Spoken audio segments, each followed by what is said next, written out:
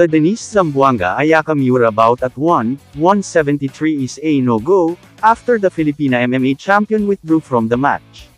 Denise Zamboanga has withdrawn from her women's atomweight MMA world title contest against Ayaka Miura at 173 due to a medical issue.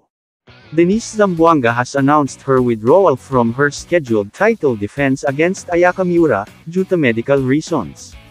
She also expressed deep regret and apologized to her opponent, fans, and sponsors. Denise Zamboanga has announced on social media that she has withdrawn from her women's atomweight MMA World Championship defense against Ayaka Miura on November 16 citing medical reasons. With her absence, Joshua Pacio now stands as the lone Filipino representative on the card at Ariake Arena in Tokyo, Japan, where he will move up in weight to challenge Yuya Wakamatsu for the flyweight MMA world title. The Filipina was later raised as undisputed champion, after former title holder Stamp Fairtex gave up the belt. The fight against Ayaka was supposed to be Zamboanga's first title defense.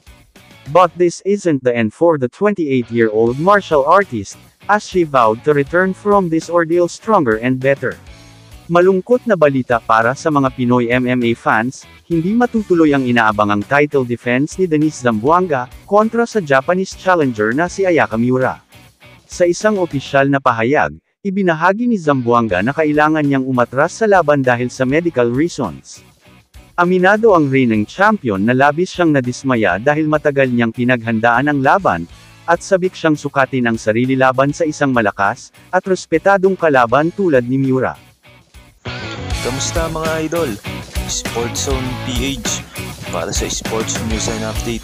Kung bago ka pa lamang dito sa channel ko, pindutin mo na ang subscribe button at notification bell para lagi kang update sa mga sports news.